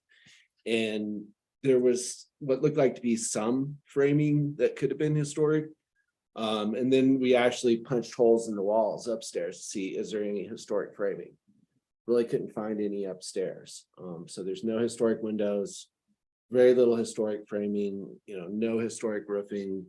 So it's basically been reconstructed in that position. And so, in light of, what staff has said regarding this, and I appreciate that, the adding a second story really isn't preserving that form. I think we'd like to pursue more the complete demolition of that house because there's just no fabric there. And it just doesn't make sense in light of trying to get it in there. And so that's kind of our approach based on really looking at it very closely. We were hoping there's historic fabric there because Ben wanted to put a basement underneath it. That's the bonus of being able to have a historic house. We even looked at trying to upgrade the status of it from this, and they're just, again, we couldn't do it. So we kind of headed down this development path. And so the main reason we were shifting the house to the front of it really is trying to keep that rectangular form. When you're looking at it, the shortest setback is about 13 feet and it's to the west of the property. But yeah, there's these huge setbacks on this block, 20.4 feet. The one directly to our west is almost 50 feet. So really weird setbacks on this block overall. And, this dashed line here shows the setback we were proposing. And it really was trying to keep that long length, that long form and push it up. We understand that site context is probably more important here than historic preservation. And so, we'd like to reduce that 15 feet if possible. Dylan's going to talk a little bit more about that during his presentation. But understand you have your guidelines, which is 15 feet or average of the block, you know, or as approved by you at HARC. So with that, I think Dylan's going to begin to talk about massing and his design. But are you saying you're gonna redesign this and this is not what we're gonna be looking No, at? no. Dylan can talk to you about the changes that are going to be Right. precipitated by Erica's conditions. All right, okay, Dylan, go ahead. Hi, can you hear me okay? Yes. Great. Okay, so Dylan Henderson, thanks so much. So going through these conditions, I've sort of gone through, and just for sort of efficiency of time, I thought we could start with, there's 1, 2, 3, 5, 9, and 12 that I think would be good just to chat through here. So the increase of the front setback, I guess, Chris, can you go to the next slide?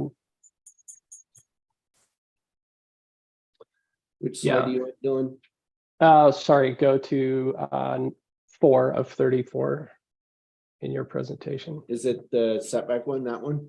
Site design.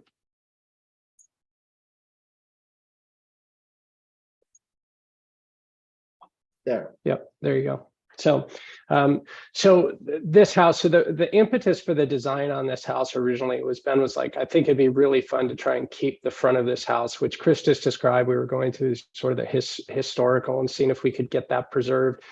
Obviously, that didn't work out, but we still felt it was really important to try and keep the front elevation of this house, or the front footprint of this house, intact, while then allowing still an additional remodel. And so the front footprint of this house is only 14'6" in width, right? And so in looking at this and trying to figure out, well, how does that fit in with a new plan for this lot? We felt that it was really important to try and keep that L configuration.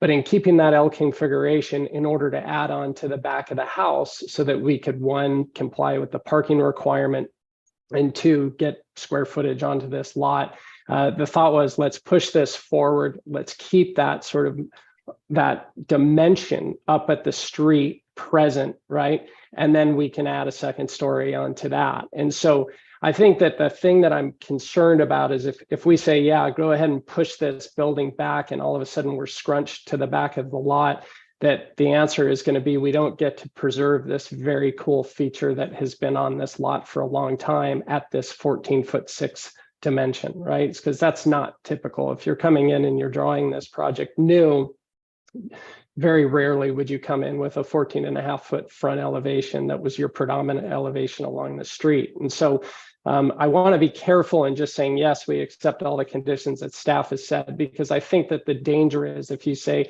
yeah, we're going to request this to be pushed back significantly, the answer is going to be, this is going to become a larger front elevation, because it won't make sense to keep that 14.5-foot sort of front that we have.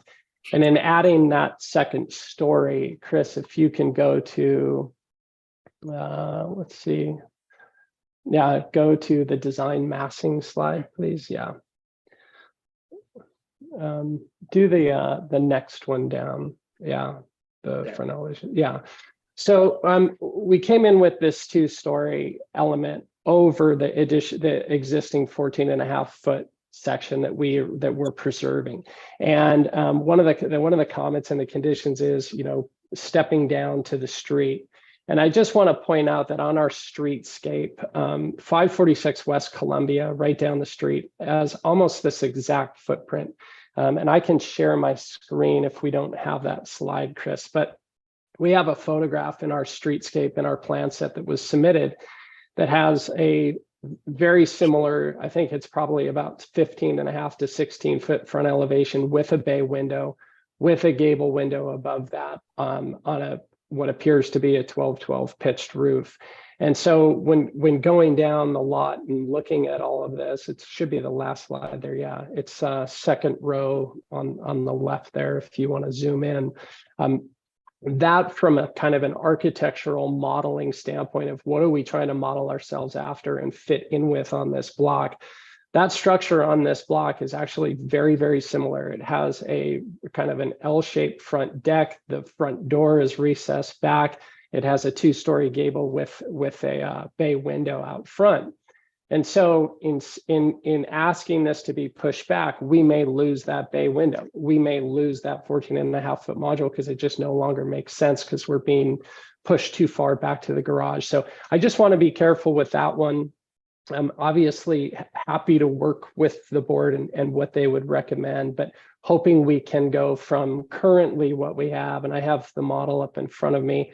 I have an exact dimension, 9 foot 10 3/4 from property line to face of building, not to the bay window. And I'm really hoping we don't lose the bay window, but in 19, 10 3/4. So can we work with a few feet? Absolutely. That deck in the rear has some room. We can definitely push that back. But if all of a sudden we're being really squoze to the back of the lot, it's not going to make a whole lot of sense to keep this L configuration on the house. So that's my first point. Next point, provide greater stepping down to the alley. Chris has this slide up now. I feel that the decks, and this is something that we have done many times over the years, where we have a higher gable at the front, we step the gable down at the rear, and then we have decks which accentuate that stepping down to grade. I really feel strongly that that's compliant with the intent, and certainly something that we have done and gotten approved before.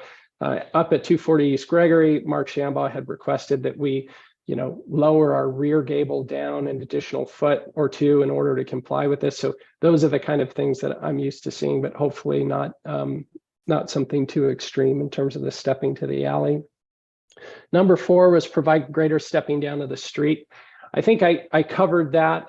There are existing homes on this block that have a very, very similar front elevation. I love the bay window. I love the 2-story gable. 14.5 feet wide is really, really compliant with what we would consider to be sort of those Victorian or historic dimensions of front gables along the street. And so I think that's something that we commonly see in Telluride, and there's great examples just on this block. So hopefully that's something that we can keep intact on this design.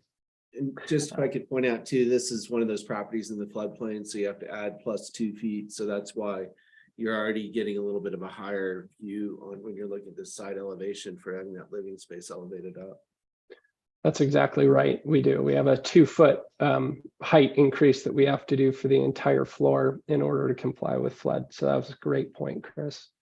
I'm going to, skip number 4, more clearly defined front entry. That's fine. I think we already have a plan for that. I can center the door and add a gable over that, sort of shed roof. And I think we can definitely work through that. So that's fine. Number 5, reduce the size of the deck to increase the open space between primary and secondary. This is one of those conditions that goes in hand with the setback off the front. So if the comment is, you have to push this really far back, then that deck all of a sudden sort of disappears, and then we lose that open space on this lot, while what we're trying to do is obviously provide the parking on this lot. And this lot is only 37 feet wide, so it is a little bit different. It's not a 50-foot standard width that we see in Telluride a lot. And so we do have a narrower profile that we are fitting into while trying to keep those sort of traditional elements at the front intact. I think we could lose a little bit of space, but again, I think that's all sort of goes in hand with how far we have to push the house back. Revising the north-south gables to be the same pitch, that's fine. I can work through that. In setting the south edge of the second level southeast deck, condition 7, I can work through that. Moving the trash enclosure, that's fine. We can reduce the visual impact of that. I can put it alongside the garage. Number 9, reducing the number of doors on the south elevation. So the comment there, what I'm used to seeing from conditions from staff are definitely regarding glazing, but not specific to a type of window or door being present. So I'm thinking that the comment might have been referring to the amount of glazing on the lower 4 panel doors. And if that's the case, we could certainly go with a flat panel on the 2 outboard sides. But the intent from Ben's standpoint is he definitely really would like to open up that south elevation onto the deck to get as much natural light, and obviously south facing sun coming into the house during the colder months. And so we have doors facing out onto decks, which is very common. And then, this door we can definitely play with the glazing on. Number 10 was revising front deck posts. No problem. We can do that. Reduce the size of the deck on the secondary structure. We are going to delete the deck facing south. We'll have the one on the east side, but we'll delete the deck facing south and change that into a pair of windows. And that was, originally we thought, well, you've got great views off the south. Obviously, there is an impact to the alley, so it's makes sense for us to remove that if that's a condition, and you all agree to that. So number 12, reduce the size of the 4-pack of the doors on the secondary structure. Again, I think that might be relative to glass as opposed to a door type, but again, I'd love to hear the board's feeling on that, as we could certainly add more solid panels as opposed to changing it from a door to a window. Revising landscape plan, that's fine. We can add detail to that. And number 14, snow guards, that's for sure as we get into construction documents. So that's what I had to say. And I just wanted us to be careful about number 1, especially, and how it relates to number 5, because my concern is if we push too far back that we'll lose this great module of 14'6" along the street. Okay. Yeah, and staff commented, but I think the last project is sailed through here. They did have a work session. We had one preliminary, one final, one and done. Here, we can't even really have back and forth dialogue at this stage. We can only ask questions, and this, it's all about number 1 and the dilemma that Dylan, you teed it up.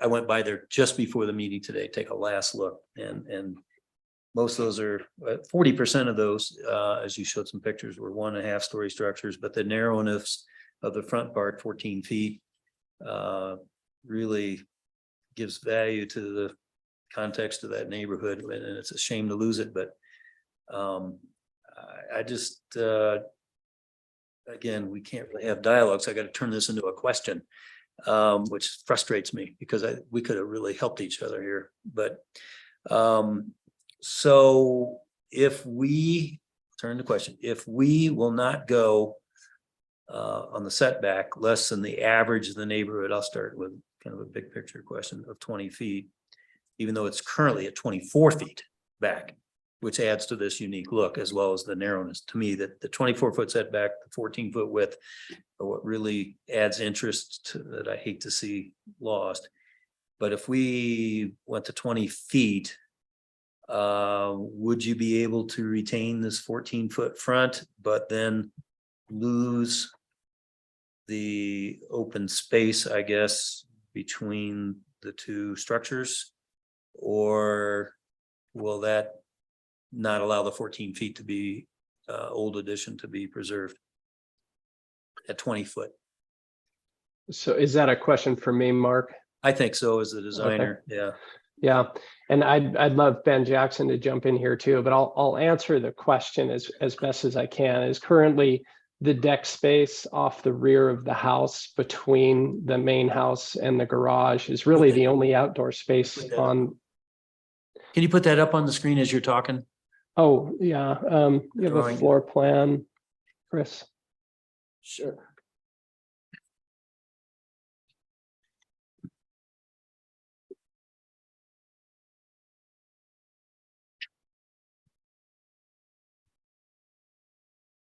Which sheet do you want? Just floor plan is, yeah, right there. It's perfect. Thank you. So you can see in this floor plan, it's an L configuration, right? And so you have this 14.5 foot, which is sort of that first front module that we're trying to preserve, which is defines sort of the living room.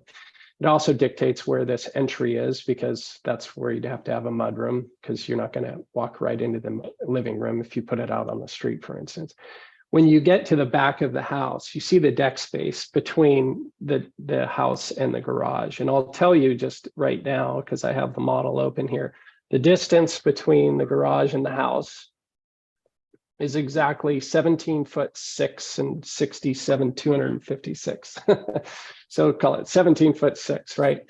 And so the deck itself is exactly, the usable area of the deck is exactly 11.5 feet. And so when you start to push this back, so if you said, oh, I want you to push this back in the case of trying to be to 20 feet, I mean, that would be extreme. We would lose almost our entire deck, right? But if you said, I want you to push it back 5 feet, I'd be reducing that space to 12 feet between the house and the garage. And I'd be reducing that deck down to about 9 feet. And, Ben could answer the question better than me in terms of what would be acceptable to him. But my speculation would be that we start to really lose that yard aspect of this project and we start to be pushed back. So it feels like what we have is a garage and a house on the lot with no ability to create kind of an open yard along the alley. And that might become an issue. Again, Ben, do you want to comment on that? I mean, you've hit the point, Dylan, Ben Jackson here. They want the setback to be 15 feet, the way I understand it, and we're at 8 feet, more or less. Well, example I used was 20 feet, which is the Right. average of the neighborhood. Right. So that'd be 12 foot further back. So the deck goes from 17 to 5. So maybe that Where's the answers one with the my own line? question, but That's further up. Just- actually, Dylan, you said 9, but it seems like taking it back 12 would make it only 5, as Chris said, but. Well, yeah, I'm dimensioning. I've got 9 foot 10 3/4 from property line to face of house. The bay window is really where Erica was dimensioning But- to, and the Yeah. bay window is But 7 even foot at 9. even at 15 feet, if we were to even accept that, which is the minimum, then it's a 10 foot 6 deck, right? So that, I wish we could have open dialogue, but we got to stop it because you guys have chosen to come, and so we're not going to pass this tonight. I can tell you, Oh, obviously, and understood. you're not expecting it. I just Yeah, wanted to we ask the weren't question because expecting when we make a ruling here now, you're going to have to abide by it. And if we say it's 20 feet, you're going to have to decide how to design it. So, Well, we would like to, as Dylan said, we met with Jonah on, trying to up the rating, but it's still a neat, a little feature of, this area of the neighborhood, keeping that's been in, the little structure's been in all the maps, since the early 1900s. all right. So, we would, can we compromise and say, y'all want to push it back 15 feet, push it back maybe like 10 feet so we can save some of the open space, Okay. get rid of some of the rear deck off the back and turn that into, we can have a step down into a grass area between the garage and the rear of the home. Okay, thank you. Any other questions though? Because we can't have the dialogue. Can you pull up the existing neighborhood? You had a slide. with Yeah, the- let me, Photos. sorry, just. Yeah, that's what I was just looking at with Ben. This is the setback. Currently, this is the one that's 12.9 feet. Lot next door is 21.18. This one's about 15. Then you get these huge ones like 50 feet. 22. 24. 24. 22, or that's 12, sorry. 12. 21. So there's quite a varied setback throughout the block, 20, etc. So it's a very varied streetscape. We know it's 15 feet average of the block or as approved by you, so. Okay. Yeah. All right, any other questions? Sorry, I turned that into a little bit of a dialogue anyway. No, it's good. Thank you for asking the Thank you, questions. We We're appreciate stuck. it. Okay, that's it. We'll have public comment. Any public comment? Please raise your hand. Public comment. There's no public left. That's only 7:30. We used to go to 11 and have 20.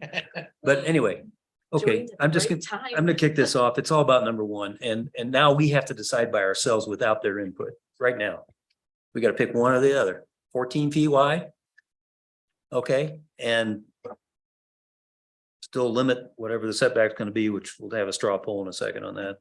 Or let them go wider, change the context of that neighborhood and that narrow house, forever. And, I'm not sure what the right thing, and the open space is going to go away probably no matter what in the back rear deck area, but I think that's less important than what it looks like from the street. So what's more important to you? We'll go around the table. The 14 feet, And what would the minimum setback you would accept be? And you could put that neighborhood setback back up there, because it is interesting. I mean, to get to 20 as an average, there is a 50-foot setback, which, you know, changes somewhat, but or weighs heavily on it, but it's okay. So how do you feel about keeping the 14-foot wide? And how far would straw poll, would you let them have a setback from 15 feet's a minimum? We're not gonna go below that, I don't think. I don't know what reasons would drive that to 20 feet as an average. Make your comments. I think it's encapsulated in the question you're asking the board, but I just want to be clear that the board also talk about your feelings about whether the existing structure needs to be preserved as they're requesting or proposed, or if the board wants to consider complete demolition of the existing structure. And I think it's part of that 14-foot wide module, but I want you to be clear about the existing structure. Okay, that very good. Chris, And can you pull up a picture of the existing structure? That whole sheet you had all the neighbors. because if you like the 14 feet means you're kind of going to vote for the existing structure, because there's nothing to mandate them making a 14, tearing it down and making it 14 feet wide, just because that's the way it looked. Maybe blow that up a little bit. You'll have to fit it to page, Chris, just to zoom out or. But we can start with the dialogue where they're zooming in. Bob, since you're remote, you want to start with your feelings on this, and of course, as John has said, the saving the what remnants of the historic structure there are at 14 feet. Well, and the setback. I'm very troubled with this one, I have to say. The preservation of that structure as it's proposed, you're saving the bay window. You're not saving that 14-foot wide, 1-story or 1.5-story structure at the street. And so I think it does need to be set back more than what they're proposing. I think the 15 or 20 feet makes sense. I think that they could, they're going back to the drawing board. And I think they can figure it out, how to make something that is acceptable to them and acceptable as, I think, I agree, we should have had a work session on this one because it is a complicated project, but that's here nor there. So I would say if they can preserve a portion of this, and I think they're only keeping, the front, what is it, 20 feet length of that structure, roughly yeah. Wide by about 20 feet or so, and push it back at least the 15 feet, if not more, then work it out from there. Okay. Karen, if it's okay, we'll just go around the table here. What if it's not okay? Then we'll start at this end. Start. A rookie. Let's do that. Okay, Okay. Chris.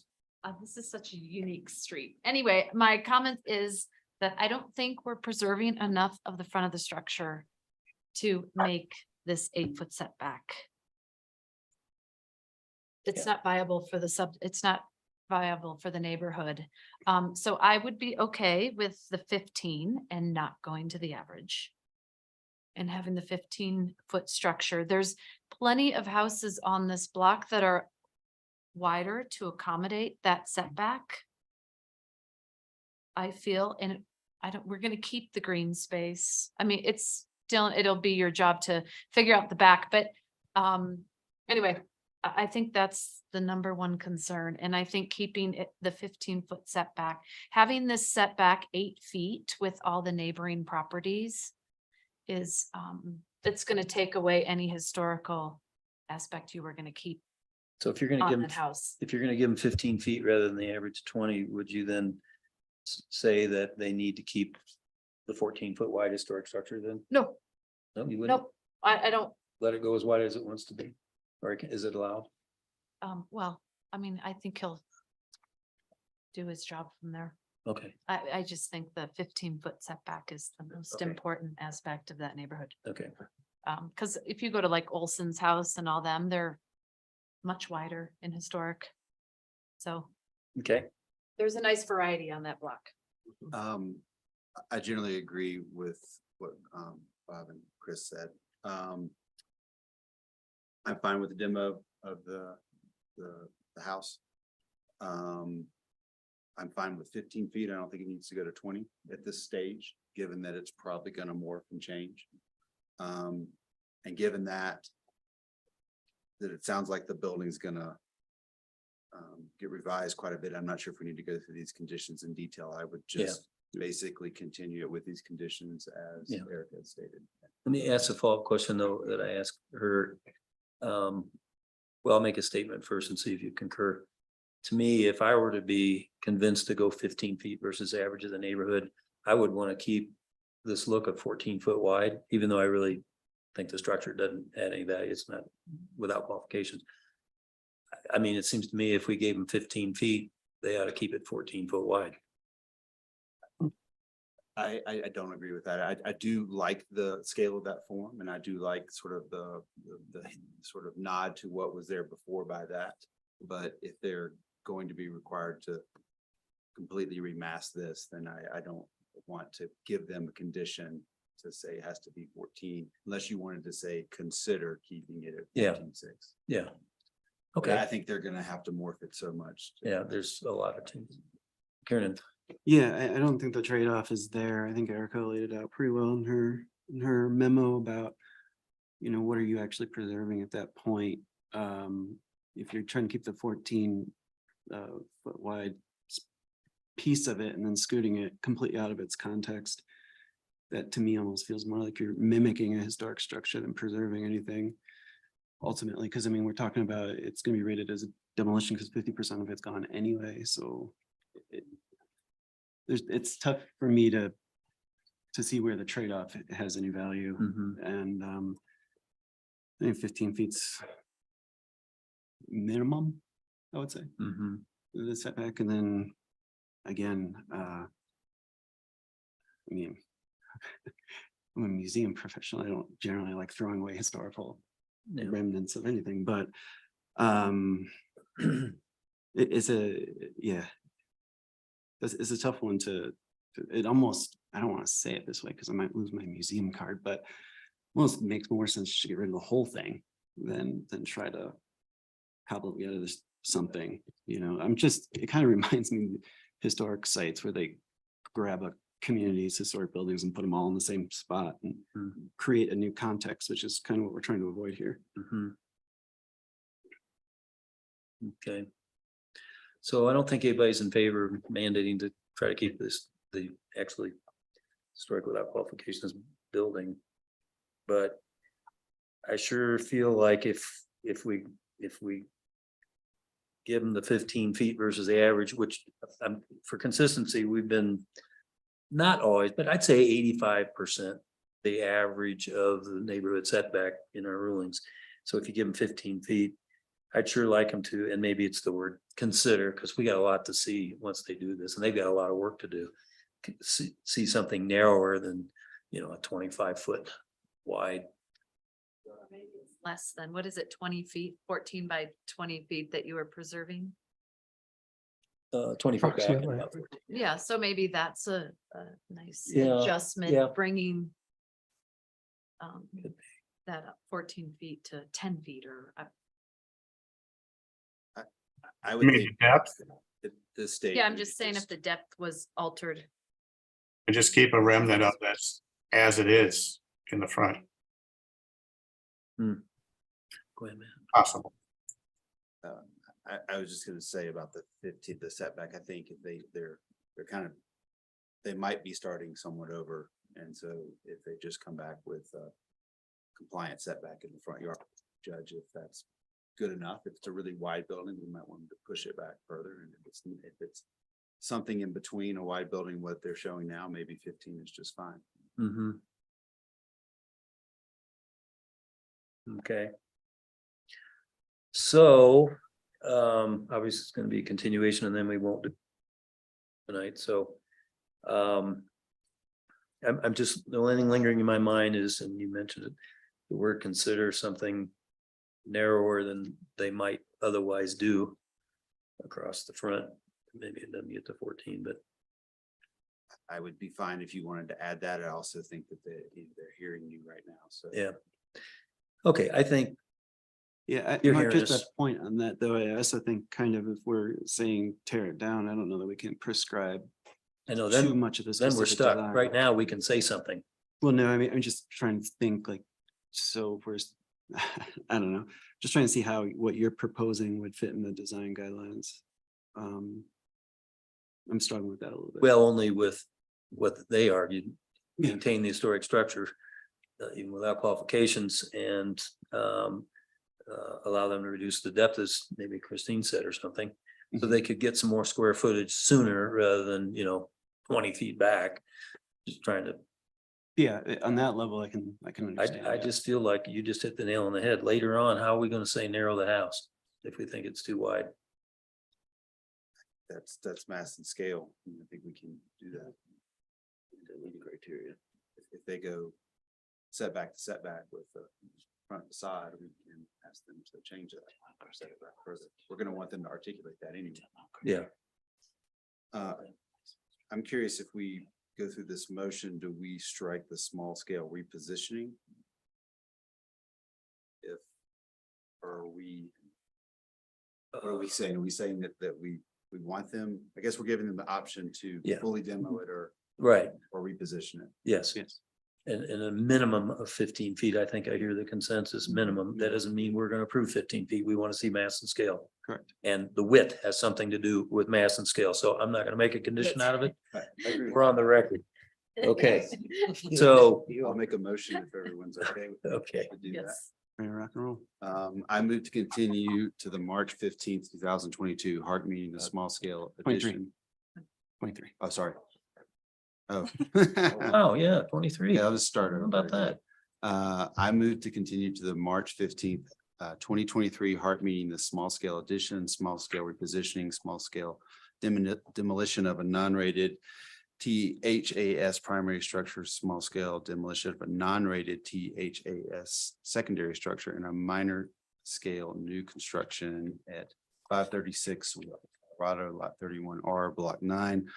West Telluride addition based on the findings in the staff memo dated December 14, 2022, with the following conditions 1 through 14 as stated. This motion is based on evidence and testimony provided a public hearing held on December 14th, 2022, with notice of such hearing provided as required by the Telluride Land Use Code. I'll second that. Okay. Kieran, let's vote. Kieran, yes. Matt, yes. Mark, yes. Chris, Yes. I'm sorry. Bob, Go ahead. your seat. Go ahead. Anyway, we know you have a challenge. Good luck, and we'll look forward to seeing you in March. Yeah, thank you. And we'll listen closer to staff on work sessions in the future. Just, I think with the change in the process. With the change, yeah, the change in the process will alleviate that concern on timing. So Okay, thank you. thanks. Have a good night. Okay. Thank you. For this meeting. Yeah. Have a nice Christmas. You too. Okay, we will, is there any other discussion? Not, we'll adjourn at 7:45 by unanimous consent. All right. Good night, everybody. Thank you. Good night. See you, Bob.